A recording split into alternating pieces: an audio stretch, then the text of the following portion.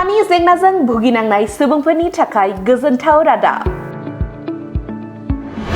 बिखानि जेंनाजों एबा हार्टनि प्रब्लेमजों भुगिनांनाय सुबुंफोरा गोरलैयैनो फाहामथाय लानो हासिगोन। नंगौ, फैगौ 14 जानुवारि खालि क'क्राझाराव फैगोन सासे रोंगौथि गोनां बिखानि फाहामगिरि एबा कार्डिय'लजिस्ट।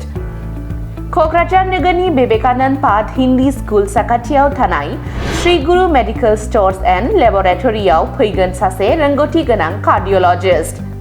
हायद्राबादनि मेडिकोवर हस्पिटालनि कार्डिय'लजिस्ट Dr.SUDHEER रेड्डी चैंद्राया क'क्राझारनि श्री गुरु मेडिकल स्टोर्स एन्ड लेबरेटरियाव फैगोन।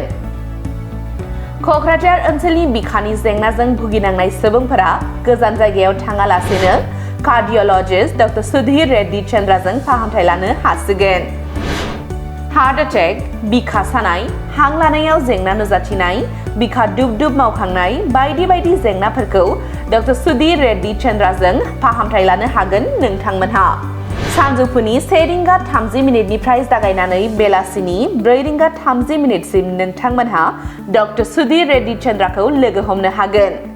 जुदि नोंथांमोनहा फाहामथाय लानो गोसो दंब्ला एबा आबुङै सुलाद लानो सानदोंब्ला 600-1872-260 एबा 8099228858 जानबुं अनजिमायाव फोनांजाब खालामनो हागोन।